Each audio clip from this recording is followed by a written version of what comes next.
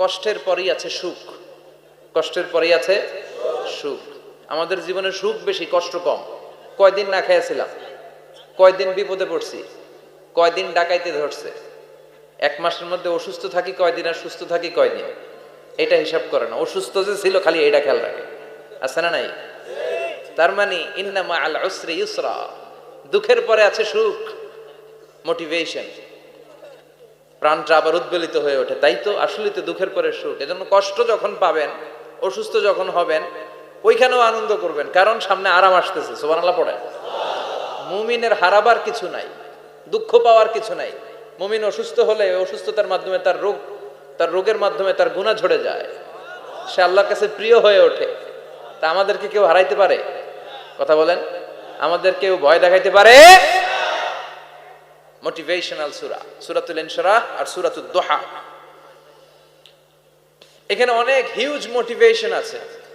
যারা হতাশ, যাদের জীবন ভাল লাগে না, মরে যেতে মনে চায়, গার্লফ্রেন্ড গালি দিছে, আছে না নাই?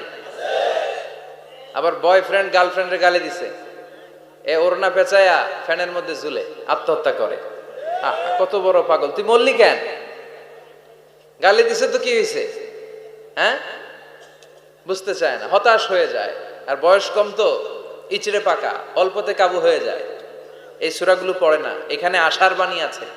আজকে আমি জানি কথা শোনাবো আপনাদেরকে, শুরুতে আগে সংক্ষেপে বলে দিই। এই সূরার মূল কথা হচ্ছে, মানে সেন্ট্রাল থিম বা সাবজেক্ট ম্যাটার, সূরাতুদ দুহার কেন্দ্রীয় আলোচ্য বিষয় হচ্ছে নিরাশ হবেন না, হতাশ হবেন না, হাল ছাড়বেন না, ভরসা রাখবেন কার উপর?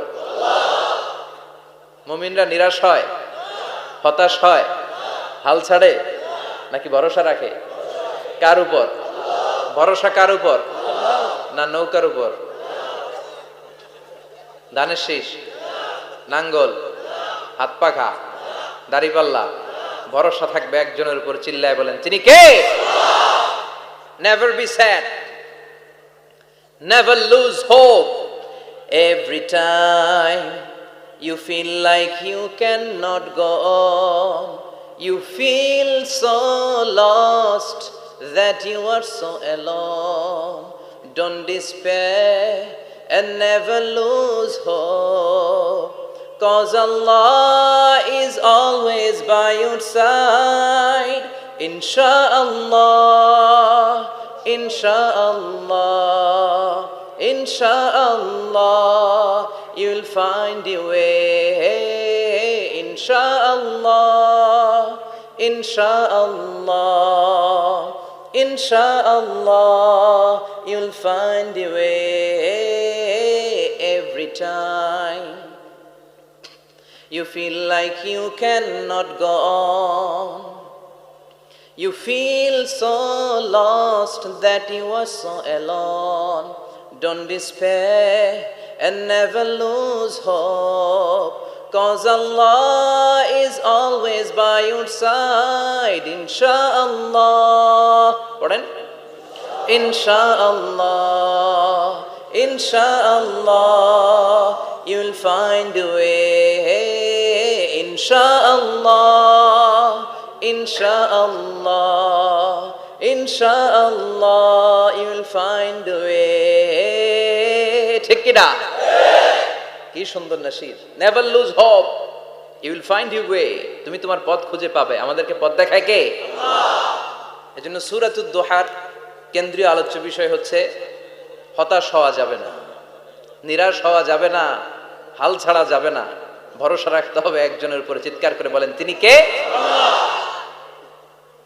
হতাশ যারা, ফ্রাস্ট্রেটেড, আপসেট পিপল, তাদের জন্য, হতাশ ব্যক্তিদের জন্য এই সূরাটা একটা আলোকবর্তিকা, একটা আলোর মশাল। এই সূরাটা পড়লেই হতাশ ব্যক্তিরা মনে শান্তি পায়, আশা ফিরে পায়, দিক ফিরে পায়। ঠিক কি না?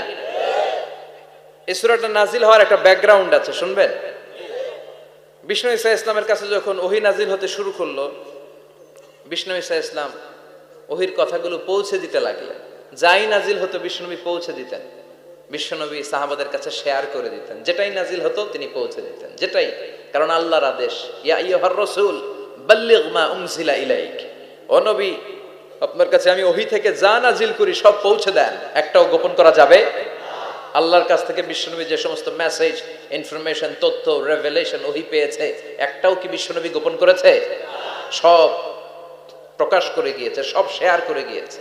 বিশ্বনবী শেয়ার করতে লাগলেন। সকালে যা নাজিল হয় শেয়ার করেন, দুপুরে নাজিল হয় শেয়ার করেন, রাতে নাজিল হয় শেয়ার করেন, শেয়ার করতে লাগলেন। কিন্তু কি অবাক করা কাণ্ড, হঠাৎ করে এই ওহী আসার ধারাবাহিকতা আল্লাহ বন্ধ করে দিলেন। ওহী আর আসে না, আকাশ থেকে নতুন তথ্য আর নামে না। ঘটনা কি? ওহী আসে না কেন? তথ্য আসে না কেন? জিব্রাইল আসে না কেন?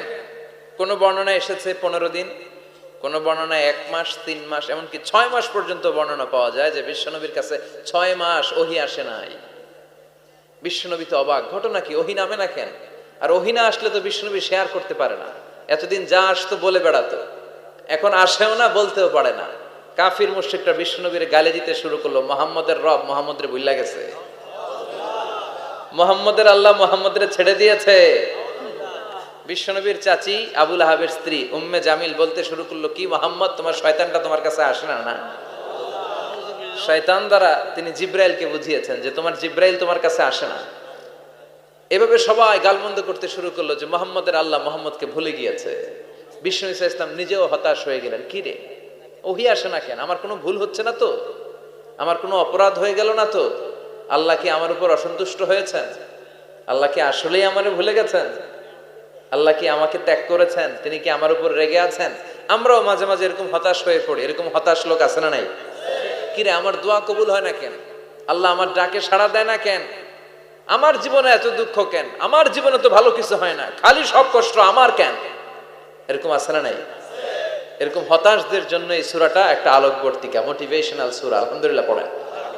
বিশ্বনবীকে আল্লাহ আশ্বস্ত করলেন আর এই সূরাটা নাজিল করলেন আর বললেন ওয়াদ-দুহা। ওয়াদ-দুহা, দুহা মানে আলো, দুহা মানে আলো, প্রভাতের সূর্য কিরণের শপথ। Look up, the sunlight, it's a very beautiful day out there. ও নবী হতাশ হবেন না, বেরোন, সকালের সূর্যটা কত সুন্দর, কি ঝলঝলে পৃথিবী, ফকফকে আর তকতকে, দেখলেই মনটা ভরে যায়, ঠিক কি না? দোহা, দোহা মানে আলো, আশার আলো, সম্ভাবনার আলো। আমাদের জীবনে আলোর দরকার আছে না নাই? আলো না থাকলে আমরা বাঁচতে পারবো? আলো লাগে বড় ভালো। এই আজকে আলো না থাকলে আমার দেখা যেত? এজন্য কোরআনকে আল্লাহ আলো বলেছেন। কোরআনকে কি বলেছে? কিতাবুন আনজালনাহু ইলাইকা লিতুখরিজান নাসা মিনাল যুলুমাতি ইলান নূর। ও Muhammad, I've revealed this holy Quran unto you to lead the mankind out of darkness into the light. অন্ধকার থেকে লাইট, লাইট মানে কি? আলো, আলোর দিকে নেয়ার জন্য এই কোরআন পাঠিয়েছি। আবার বিশ্বনবীকেও আল্লাহ নূর, নূরের সাথে তুলনা করেছেন। আবার বিশ্বনবী আল্লাহর কাছে নূর চাইতেন, বলতেন আল্লাহ আমার ডানে আলো দাও, আমার বায়ে আলো দাও, আমার সামনে আলো দাও, পিছনে আলো দাও, উপরে আলো দাও, নিচে আলো দাও, আমার দেহে আলো দাও, আমার মাংসপেশির ভিতরে আলো দাও, আমার হাড্ডির ভিতরে আলো দাও, আমার জন্য তুমি আলো দাও। পড়েন আমিন। এজন্য আলো ছাড়া বেঁচে থাকা অসম্ভব। আল্লাহ তাআলা আলোর নামে সূরা দিলেন, সূরাতুদ দুহা, প্রভাতের আলো, প্রভাতের সূর্য কিরণের শপথ, আলোর শপথ। সুবহানাল্লাহ পড়েন। এরপর আল্লাহ বললেন ওয়াল-লাইলি ইযা সাজা, আলোর শপথ, সকালের, সকালবেলার সূর্য কিরণের শপথ। দ্বিতীয় আয়াতে আল্লাহ বললেন রাত্রিবেলার শপথ, যখন রাত্রিটা নিঝুম হয়, হয় নিস্তব্ধ, নিঝুম আর নিস্তব্ধ রাতের শপথ। তাহলে আল্লাহ আলোরও কসম কাটলেন, তারপরে অন্ধকারেরও কসম কাটলেন, ঠিক কিনা? আলো দ্বারা মূলত আল্লাহ তাআলা ওহীর আগমনকে বুঝিয়েছে, আর অন্ধকার দ্বারা আল্লাহ তাআলা ওহীর অনুপস্থিতি বুঝিয়েছে। এটা দিয়ে আল্লাহ বুঝাতে চাইলেন, ও নবী, কাফির মুশরিকরা আপনারা গালি দেয়, ওরা বলে যে আমি আপনার ভুলে গেছি, আমি আপনারে ত্যাগ করেছি, আমি আপনার প্রতি অসন্তুষ্ট। না না, আমি ইচ্ছা করে ওহী পাঠাই না, কারণ সব সময় আলো থাকলে ভাল লাগে না, কিছু সময় অন্ধকারের দরকার আছে না নাই? বুঝে শুনে উত্তর দিয়ে। 24 ঘন্টা আলো, 365 দিন খালি আলো আলো আরো আলো। যদি সূর্যের আলো সব সময় থাকে 365 দিন, ভাল লাগবে? রাতে ঘুমাবেন কেমন? আবার সব সময় ঘুটঘুটে অন্ধকার, আলো নাই, ভাল লাগে? ক্ষেত খামারে চাষ করা লাগবে না, বাজারে যাওয়া লাগবে না। তার মানে আলোরও দরকার আছে, অন্ধকারেরও দরকার আছে। এটা দিয়ে আল্লাহ বুঝাতে চাইলেন নবী ওহী নাজিল করা যেমনি দরকার আছে, মাঝে মাঝে ওহী বন্ধ রাখা আপনার বিশ্রাম দেওয়ারও দরকার আছে। চিৎকার করে বলেন আল্লাহু আকবার। এজন্য আল্লাহ বললেন ওয়াদ-দুহা ওয়াল-লাইলি ইযা সাজা মা ওয়াদ্দা'আকা রাব্বুকা ওয়া মা ক্বালা ওয়ালাল আখিরাতু খায়রুল লাকা মিনাল উলা। সুবহানাল্লাহ পড়েন। ও নবী, প্রভাতের সূর্য কিরণের শপথ, নিঝুম নিস্তব্ধ রাত্রিবেলার শপথ, আলো আর অন্ধকারের শপথ করে আমি বললাম আপনার প্রভু আপনারে ভুলে যায় নাই, আপনার উপর অসন্তুষ্ট হয় নাই। আমি আল্লাহ ইচ্ছা করে ওহী বন্ধ রেখেছি, কারণ ওহীর একটা পাওয়ার আছে। বারবার ওহী রিসিভ করলে আপনার স্নায়ু এটা সহ্য করতে পারবে না, আপনার দেহ এটারে বরদাস্ত করতে পারবে না। নবী, আমি আপনার প্রতি এত রহম দিল, এত ভালোবাসি, বারবার ওহী নিতে নিতে আপনার যে কষ্ট হয়, এই কষ্টটা আমার আল্লাহর সহ্য হয় না। এজন্য আমি আল্লাহ ইচ্ছা করে কিছুদিন ওহী বন্ধ রাখছি। সুবহানাল্লাহ পড়েন।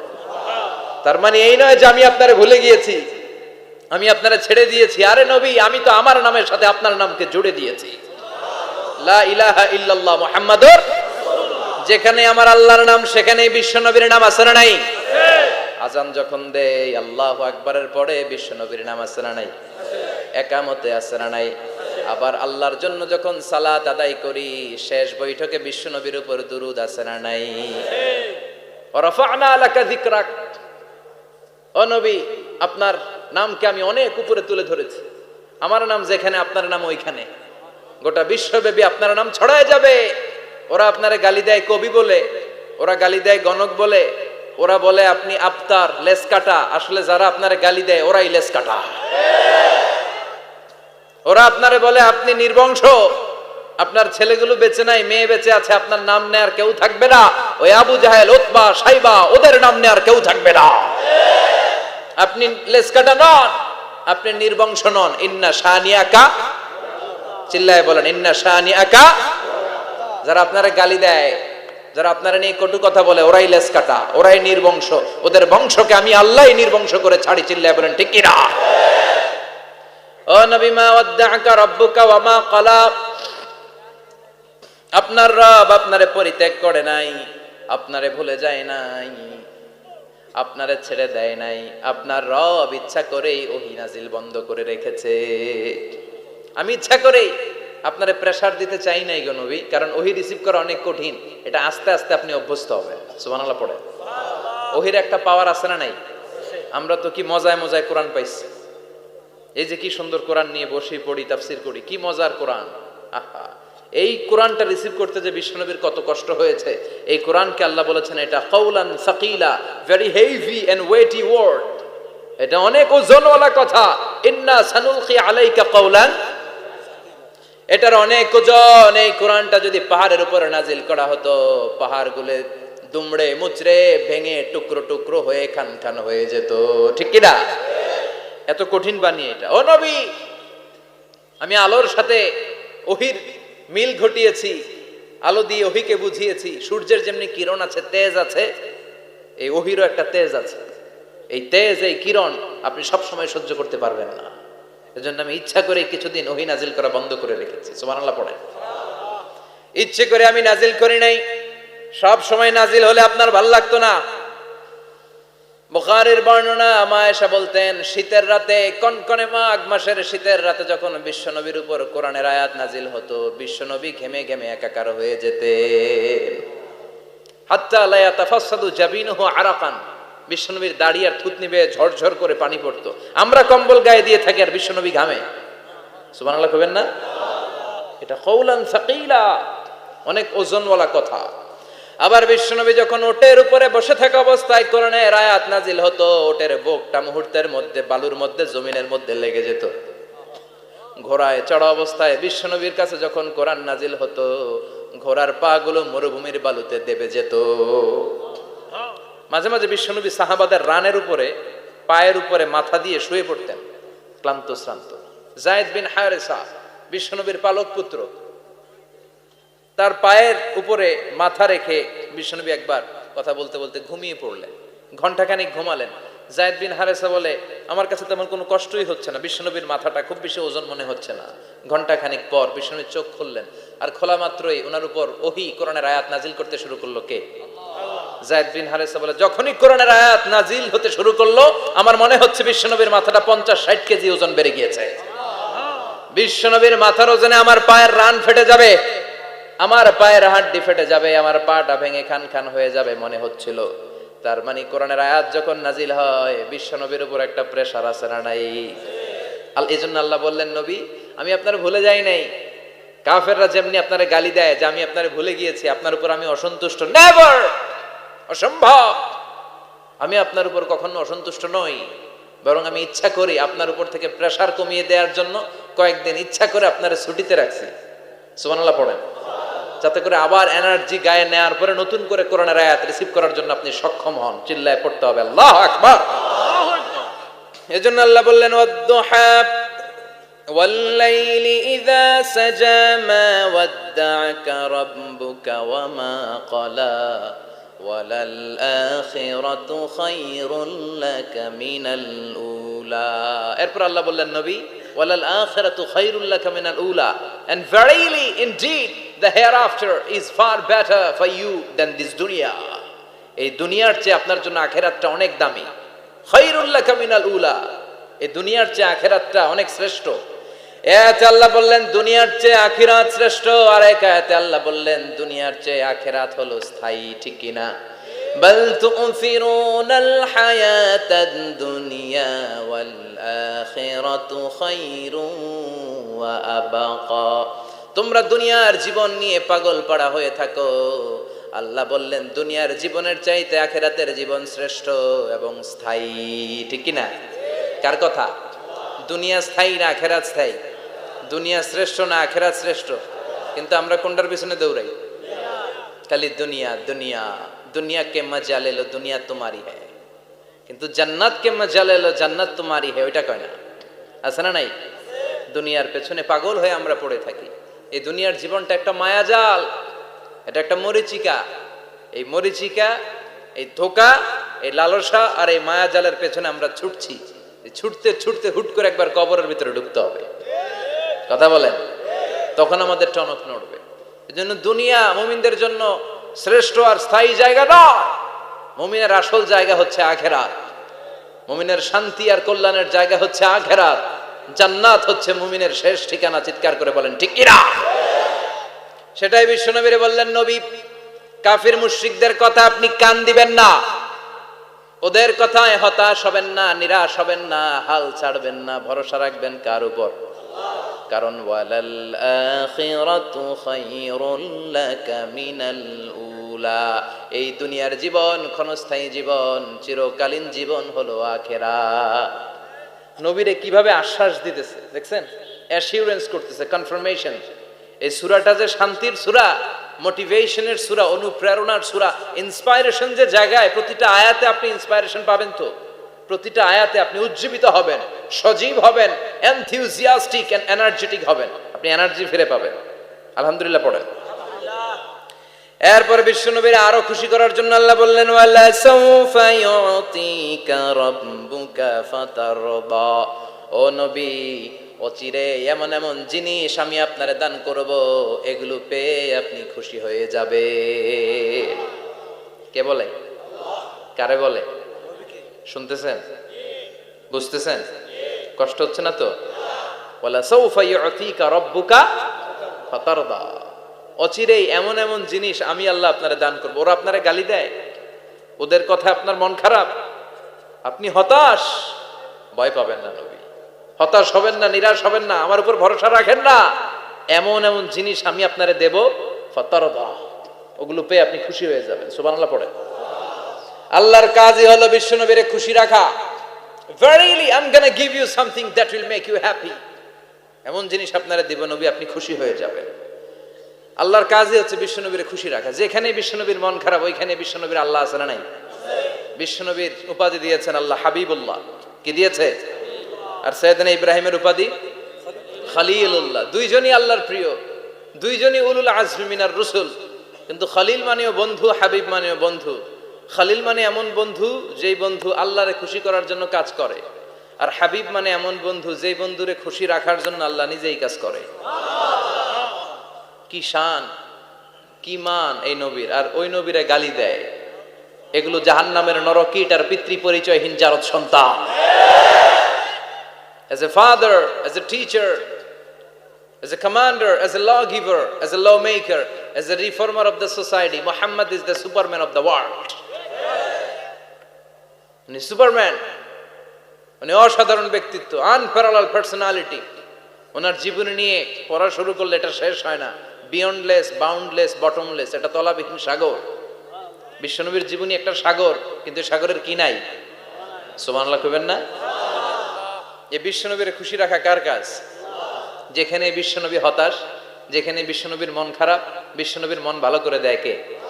এজন্য আল্লাহ বললেন ওয়ালা সাউফা ইউতিকা রাব্বুকা, অচিরেই আপনার রব আপনাকে এমন এমন জিনিস দান করবে নবী, এগুলো পেয়ে আপনি খুশি হয়ে যাবেন। কিভাবে নবী খুশি হয়েছে, কিভাবে নবীর আল্লাহ খুশি রাখবে শুনবেন? শুনবেন শুনবেন? দেখেন, খেয়াল করে বুঝতে হবে কিভাবে আল্লাহ তাআলা বিশ্বনবীকে খুশি করেন। দেখেন, বিশ্বনবীর প্রথম কোথায় খুশি করলেন? বিশ্বনবী মক্কার জমিনে দাওয়াতি কাজ যখন শুরু করলেন, তিনি দেখলেন বিশ্বনবী খুব ভালো অ্যানালাইসিস করতে পারতেন। তিনি মক্কার সোসাইটিটাকে, সমাজটাকে বিশ্লেষণ করে অ্যানালাইজ করে উনি দেখলেন যে এই মক্কায় দাওয়াতি কাজের একটা শক্ত অবস্থান নিতে হলে দুইজন লোকের একজন আমার চাই। সুবহানাল্লাহ পড়েন। কি বিশ্লেষণ শক্তি, কি চিন্তা শক্তি! উনি ঘেটে ফেললেন, উনি বুঝে ফেললেন সবাইকে দেখে যে দুইজনের একজন আমার সাথে না থাকলে আমার দাওয়াতি কাজ চালানো কষ্ট হয়ে যাবে। এজন্য গভীর রাতে তাহাজ্জুদের নামাজ শেষে আল্লাহর কাছে কেঁদে কেঁদে বিশ্বনবী দোয়া করে, আল্লাহ আল্লাহুম্মা আইজ্জাল ইসলাম বি আহাব্বির রাজুলাইনি ইলাইক। আল্লাহ, দুইজন লোকের যেই লোকটারে তোমার দরবারে মকবুল মনে হয়, ভালো লাগে, পছন্দ হয়, তাদের একজনকে ইসলামের ভেতরে ঢুকিয়ে দিয়ে ইসলামকে তুমি বিজয় দান করে দাও। ও আল্লাহ, দুইজনের একজনকে আমার চাই। একজন হলো আবি জাহাল ইবনে হিশাম, হিশামের বেটা আবু জাহাল, আও উমর ইবনুল খাত্তাব, অথবা খাত্তাবের বেটা উমর। সুবহানাল্লাহ পড়ে। সাথে সাথে দোয়া কবুল করলো কে? কার জন্য করলো? নাকি আবু জাহেলের জন্য? আবু জাহেলের চোখের সামনে পর্দা ছিল, ও পর্দা সরায় না। ওর অন্তরে পর্দা, ও পর্দা উঠে সত্যটা দেখতে চায় না। এজন্য ওর জন্য গোটা বিশ্ববাসীর আছে ঘৃণা। ও যেখানে মারা গেছে, ওর যেখানে জন্মস্থান, ওইখানে সৌদি সরকার ল্যাট্রিন বানায় থুইছে। ঘৃণার প্রতীক। ওইখানে তো অন্য কিছু বানাইতে পারতো, ল্যাট্রিন বানাইতে যাবে কেন? গোটা বিশ্বের মানুষ যায় যেন এটা ভরাই দিয়ে আসতে পারে। কথা বলেন। এই বেয়াদবটার জন্য আল্লাহ দোয়া কবুল করে নাই। ওমরে ফারুক রাগী ছিলেন, কিন্তু সত্য প্রকাশে, সত্য গ্রহণে আপোষহীন। সত্য দেখলেই উনি মেনে নিতেন। এটা জাহেলি যুগে ওনার মধ্যে এই গুণ ছিল। আল্লাহু আকবার। বিশ্বনবী কেঁদে কেঁদে দোয়া করে, আল্লাহ মক্কার জমিনে এই দুইজনের একজন যদি কালেমা না পড়ে, মক্কার জমিনে দাওয়াতি কাজ চালিয়ে যাওয়া কঠিন হয়ে যাবে। হয় হিশামের বেটা আবু জাহেল কিংবা খাত্তাবের বেটা ওমরকে তুমি ইসলামে ঢুকাও। আল্লাহ ওমরের জন্য দোয়া কবুল করলেন। বিশ্বনবী তখনও বুঝতে পারেন এই দোয়াটা কার জন্য কবুল। হঠাৎ ওমরে ফারুক বিশাল একটা নাঙ্গা তলোয়ার নিয়ে বিশ্বনবীকে হত্যা করার জন্য ছুটে এলো। বিশ্বনবী তখন মক্কার আরকাম ইবনে দারুল আরকামের ঘরে সাফা পাহাড়ের পাদদেশে লুকিয়ে লুকিয়ে দাওয়াতি কাজ করতেন। আশেপাশে সাহাবীরা বসা। বিশ্বনবীর চাচা হামজা ইবনে আব্দুল মুত্তালিব বললেন, নবী তাড়াতাড়ি পালিয়ে যান, ওই যে দেখা যায় ওমরে ফারুক তলোয়ার নিয়ে আপনারে মারতে আসছে। বিশ্বনবী বললেন, চাচা সরে যান, সাহাবীদেরকেও সরে যেতে বলেন, দরজাটা খুলে দেন, ওমরকে আসতে দেন। আমার তো মনে হচ্ছে ওই যে তাহাজ্জুদের নামাজ পড়ে আল্লাহর কাছে কেঁদে কেঁদে আমি দোয়া করেছি, আমার দোয়াটা আজকে কবুল হতে চলেছে। আমার তো মন বলছে আল্লাহ দোয়াটা কবুল করবে। দরজা খুলে দেন। ওমর ফারুক চলে আসলেন, এসে তলোয়ার রেখে দিয়ে আঙ্গুল উঁচু করে বললেন, আশহাদু আল্লা ইলাহা ইল্লাল্লাহ, আশহাদু আন্নাকা মুহাম্মদ রাসূলুল্লাহ। ঝিনুকের ভেতর লুকিয়ে থাকে যেমন মতি, ঝিনুকের ভেতর লুকিয়ে থাকে যেমন মতি, কালমা শাহাদাতে আছে আল্লাহর জ্যোতি, কালমা শাহাদাতে আছে আল্লাহর জ্যোতি। সুবহানাল্লাহ পড়েন। কি আল্লাহর জ্যোতি এসে ওমরে ফারুকের হৃদয়টাকে নুরানি করে দিল। তিনি তলোয়ার রেখে ঘোষণা দিলেন, আশহাদু আল্লা ইলাহা ইল্লাল্লাহ ওয়া আশহাদু আন্নাকা মুহাম্মাদ আবদুল্লাহি ওয়া রাসূলুহু। বিশ্বনবী খুশি হয়ে গেলেন। ফাতারদা ওয়ালা সাওফা ইউতিকা রাব্বুকা ফাতারদা। ও নবী, অচিরে এমন এমন জিনিস একটার পর একটা আমি আপনারে দান করব, এগুলো পেয়ে আপনি খুশি হয়ে যাবেন গো নবী। আপনার অন্তরে দুঃখ, কষ্ট, হতাশা, আপসেট হওয়ার মানসিকতা, ফ্রাস্ট্রেশন কিছু আল্লাহ রাখবো না। ওয়ালা সাওফা ইউতিকা রাব্বুকা ফাতারদা। অচিরে এমন এমন জিনিস আমি আল্লাহ আপনারে দেব, আপনি খুশি হয়ে যাবেন। ওমরে ফারুকের ইসলাম ধর্ম গ্রহণ করানোর মাধ্যমে বিশ্বনবীর মনটারে খুশি করে দিল কে? আল্লাহ। ফাতারদা, বিশ্বনবী খুশি হয়ে গেলেন। পাইছেন আল্লাহ কিভাবে বিশ্বনবীর খুশি করে? সুবহানাল্লাহ পড়বেন না? এরপরে বিশ্বনবী মক্কা থেকে তায়েফে দাওয়াত দিতে গেলেন। কোথায়? তায়েফে। হজ উমরা যারা করেছেন 70 থেকে 75 80 কিলো দূরে পাহাড়ি পথ বেয়ে বেয়ে উঠতে হয়। 6-7 হাজার ফিট উপরে পাহাড়ের উপরে এই তায়েফের শহর, তায়েফ সিটি। ঠান্ডা, ওইখানে গেলে মনেই হবে না এটা সৌদি আরব। এখানে জ্যাকেট লাগে। কি লাগে? জ্যাকেট। বিশ্বনবী কষ্ট করে 80 কিলোমিটার পথ পাড়ি দিয়ে তায়েফের ছেলেদেরকে দাওয়াত দিতে গেলেন। কিন্তু বিশ্বনবীর দাওয়াতি এই ডাকে, এই আহ্বানে তারা সাড়া দেয় নাই। বিশ্বনবীর এই দাওয়াতকে তারা রিজেক্ট করেছে। বিশ্বনবীকে পাথর মেরেছে। বিশ্বনবীর মোবারক দেহটাকে রক্তাক্ত করেছে। আমার নবীর এই সুন্দর দেহটা বেয়ে বেয়ে ঝরঝর করে রক্ত ঝরেছে। তায়েফের মাটি সাক্ষী, তায়েফের পাথর সাক্ষী। 3টা জায়গায় বিশ্বনবী বেহুশ হয়েছে। এখনো ওখানে গেলে স্থানীয় লোকরা বলে, বংশ পরম্পরায় ওরা জেনে এসেছিল যে এই জায়গাগুলোতে বিশ্বনবীকে আঘাত করা হয়েছে। এখনো লোকজন দেখায়, এখানে পড়েছিল বিশ্বনবী, ওখানে পড়েছিল, ওখানে পড়েছিল, ওই খেজুর বাগানে বিশ্বনবী লুকিয়েছিল। আজও ওখানে খেজুর বাগানই করে রাখছে ওরা। আল্লাহু আকবার পড়েন। খেয়ে না খেয়ে দিন প্রচারের কাজে নিজেকে দিয়েছ বিলিয়ে, তায়েফের কাফিরেরা চিনল না সে আলো, দুষ্ট ছেলেদের পিছু দিল লেলিয়ে। পাথরের আঘাতে ক্ষত বিক্ষত হয়ে সারা শরীর থেকে রক্ত ঝরে।